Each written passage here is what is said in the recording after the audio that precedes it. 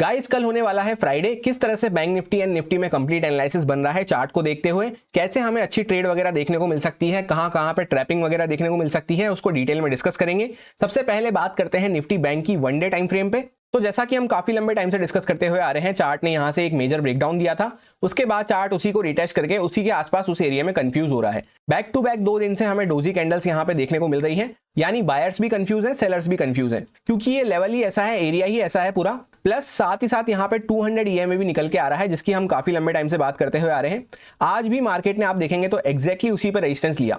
तो जब तक इसके ऊपर कोई क्लोजिंग वगैरह मिलने हमें चालू नहीं हो जाती है, या एटलीस्ट 1 आवर टाइम फ्रेम वगैरह पे एक क्लोजिंग मिलना चालू नहीं हो जाती है, इसके ऊपर अच्छे से सस्टेन करने नहीं लग जाता है चार्ट, तब तक यहाँ पे कोई मेजर अपसाइड का मोमेंटम वगैरह हमें देखने को नहीं मिल पाएगा। एंड जब इस तरह से हम चार्ट को जूम करके देखते हैं तो यहाँ पे आपको देखने को मिलेगा एक ट्रेंड लाइन टाइप चल के आ रही है, जिसपे बार बार टच पॉइंट्स जो है वो ऊपर की साइड पे शिफ्ट होते जा रहे हैं, जिस वजह से ये पता चलता है कि लोअर टाइम फ्रेम पे तो chart higher high higher low बना रहा है, पर यहाँ मेजर रेजिस्टेंस को ये क्रॉस नहीं कर पा रहा है, जहां पे 200 EMA भी निकल के आ रही है। तो एक बार जब इसके ऊपर सस्टेन करने लगेगा अच्छे से, तब यहाँ पे कोई अच्छी शॉर्ट कवरिंग वगैरह हमें देखने को मिल सकती है। जब तक यहाँ बीच में हम बने रहेंगे तब तक यहाँ पे चार्ट वॉलेटाइल बना रहेगा, या तो ये ट्रेंड लाइन वगैरह जो चल रही है इसके डायरेक्टली नीचे वगैरह यहाँ पे सस्टेन करना चालू करें 42,500 वगैरह के नीचे, तब कोई खास मोमेंटम वगैरह डाउन साइड पे हमें मिल पाएगा। अब 15 मिनट टाइम फ्रेम पे ये कुछ लेवल्स वगैरह कल हमने डिस्कस करे थे, एंड प्लान यही डिस्कस किया था कि यहाँ पे एक टाइट रेंज बन रही है, जिसमें बायर्स भी आए होंगे, सेलर्स भी आए होंगे।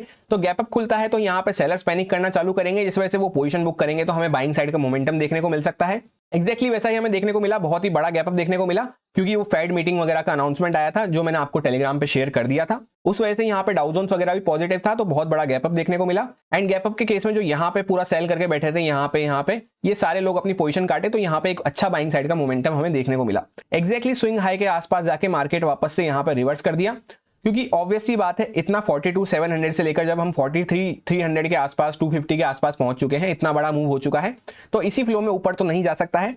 तो यहां से वापस से हमें प्रॉफिट बुकिंग सेलिंग वगैरह देखने को मिली है। उसके बाद ये भी मैंने आपको कई बार बता रखा है, जब चार्ट दोनों साइड का मूव कर लेता है, इस तरह से वी शेप रिकवरीज वगैरह हो जाती हैं, तो उसके बाद जनरली चार्ट साइडवेज ही हो जाता है, चौपी सा हो जाता है, वही हमें देखने को मिला है। प्लस हमने क्लोजिंग जो करी है 43,000 के राउंड नंबर लेवल के आसपास करी है, तो यहाँ पे अगर चार्ट फ्लैट वगैरह खुलता है बीच में हल्का फुल्का ऊपर नीचे, तो ये हमारे लिए अच्छा नहीं रहेगा, क्योंकि पहले ही हम इस स्विंग के अंदर में बने हुए हैं इस तरह से। यहाँ पे मेजर रेजिस्टेंस है, यहाँ पे मेजर सपोर्ट है, एंड वैसे भी काफी लंबे टाइम से, जैसा मैं आपसे डिस्कस करता हुआ आ रहा हूं, वीकली कैंडल के अंदर में हम बने हुए हैं। उसके बाद भी हमने यहाँ पे एक मेजर हाई लो लगाया था, तो इस तरह से 3-4 दिन पहले ही मैंने आपसे ये बात कह दी थी कि रेंज हम श्रिंक करते हुए जा रहे हैं। इस तरह से एक बार जो रेंज श्रिंक होने के बाद जब वापस से चार्ट निकलेगा, ब्रेकआउट ब्रेकडाउन करेगा, तब कोई बड़ा मोमेंटम वगैरह हमें देखने को मिलेगा। तो अभी भी सेम स्टैंड ही रहेगा, फ्लैट वगैरह ओपन होते हैं तो कोई खास मोमेंटम वगैरह मैं पर्सनली प्लान नहीं कर रहा हूं।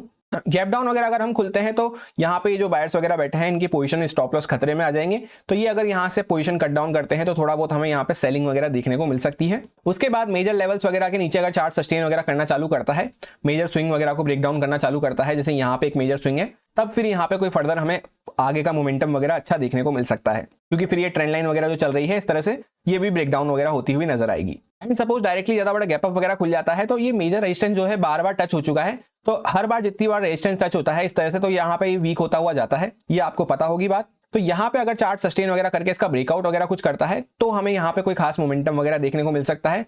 43,200 वगैरह के ऊपर चार्ट सस्टेन कर जाता है तो। प्लस ऐसा इसलिए भी है, आज भी गैप अप खुल के मार्केट पहले ऊपर गया फिर नीचे आया, तो कल भी अगर गैप अप खुलता है, मार्केट कोई अच्छा गैप अप वगैरह हमें देखने को मिलता है, तो ये सेम चार्ट तो रिपीट नहीं होगा। या तो यहाँ पे ये होगा कि चार्ट भगता ही जाएगा ऊपर, इस तरह से शॉर्ट कवरिंग वगैरह हमें देखने को मिलेगी, या फिर दूसरा होगा कि फर्स्ट टिक के साथ ही आपको पता चल जाएगा चार्ट वापस से गिरना चालू कर देगा। ये सेम प्रोबेबिलिटी कल के दिन होने के चांसेस बहुत ही रेयर हो जाते हैं, 100 में से एक आध बार कभी देखने को मिलती है कि सेम चार्ट रिपीट हो रहा है। तो या तो चार्ट यहाँ पे सस्टेन करके ब्रेकआउट वगैरह करता है, तो हम उसमें छोटा सा स्टॉप लॉस वगैरह डाल के प्लान कर सकते हैं। फ्राइडे का दिन है, ट्रेडर्स पार्टिसिपेशन वगैरह कम रहता है, तो क्वांटिटी को कम रखते हुए ही ट्रेड प्लान करें। वैसे भी रेंज के अंदर में अभी हम बने हुए हैं। अब ये है निफ्टी 50 का चार्ट, तो यहाँ पे भी आपको एक अच्छा सा ब्रेकडाउन वगैरह होता हुआ नजर आएगा। उसके बाद चार्ट उसी को रिटेस्ट करके यहाँ पे बीच में वॉलेटाइल एंड कंफ्यूज हो रहा है, चौपी सा बना हुआ है, तो या तो इसके ऊपर चार्ट निकलना चालू करेगा, 19,200 वगैरह के ऊपर सस्टेन करने लगेगा, तो आपको यहाँ पे इस टाइप से W type of structure confirm होता हुआ नजर आएगा, जिसमें प्रीवियस लो के ऊपर ही हमने इस बार भी लो लगाया है। या फिर ऐसा नहीं होता है, वापस से चार्ट जब इस मेजर लेवल को ब्रेकडाउन वगैरह करेगा 18,980 के आसपास, तब यहाँ पे कोई खास मोमेंटम वगैरह डाउन साइड का हमें देखने को मिल पाएगा, जब मेजर स्टॉप लॉस वगैरह पोजिशनल बायर्स पोजिशनल सेलर्स के कटेंगे जब ऊपर नीचे की साइड पे। तो यहाँ पे हम सपोर्ट पे खड़े हैं 200 EMA के, बैंक निफ्टी में हम रेजिस्टेंस पे खड़े हैं, तो एक साइड पे ब्रेकआउट ब्रेकडाउन होना जरूरी है दोनों में से। अब कल के लिए यहाँ पे भी सेम ही प्लान रहेगा। अगर हम बीच में यहाँ पे फ्लैट वगैरह खुलते हैं तो यहाँ पे मेजर रेजिस्टेंस, यहाँ पे मेजर सपोर्ट वगैरह हमें देखने को मिल रहा है। उसके अलावा भी हम मेजर रेजिस्टेंस सपोर्ट वगैरह के अंदर में इस तरह से बने हुए हैं वीकली कैंडल वगैरह के अंदर में। तो यहाँ पे बीच में मैं ज्यादा इंटरेस्टेड नहीं हूँ। जिस साइड पे फिर ब्रेकआउट ब्रेकडाउन करेगा उस साइड पे मैं ज्यादा इंटरेस्टेड रहूंगा। पर सपोज अगर डायरेक्टली गैप डाउन वगैरह खुल जाता है तो उस केस में ये जो बायर्स वगैरह बैठे हैं ये पैनिक करना चालू करेंगे। तो यहाँ पे फिर अगर कोई सेल साइड का सेटअप वगैरह मिलता है तो हम प्लान कर सकते हैं। सिमिलरली अगर ज्यादा बड़ा गैप अप वगैरह खुलता है तो आज गैप अप खुल के मार्केट थोड़ा सा ऊपर भागा फिर वापस नीचे आ गया, तो कल ऐसा होना बहुत रेयर हो जाता है। तो उस केस में या तो फर्स्ट टिक के साथ ही आपको मार्केट नीचे गिरता हुआ नजर आ जाएगा, अदरवाइज यहाँ पे सस्टेन वगैरह कर जाता है, वापस से ब्रेकआउट वगैरह कुछ कर रहा है तो कंटिन्यूएशन में भी जा सकता है। प्रोबेबिलिटी को हमेशा हमें ध्यान रखना होता है। एंड जैसा कल हमने इसमें भी डिस्कस किया था कि यहाँ पे काफी सारे लोग शॉर्ट बना के गए हैं, उन सबकी यहाँ पे पोजीशन खतरे में आ सकती है क्योंकि डाउन साइड पे कोई स्टॉप लॉस वगैरह हमें देखने को नहीं मिल रहे थे। तो वैसा ही हमें देखने को मिला, मार्केट ने गैप अप होकर सबको यहाँ पे टारगेट कर लिया।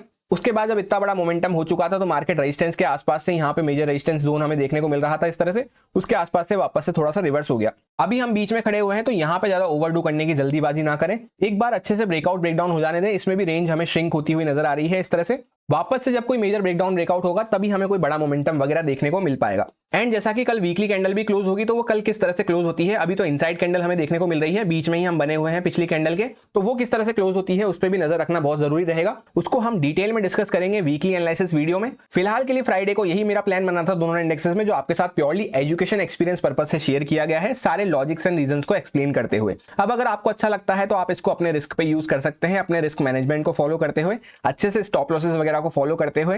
Happy Friday, thank you.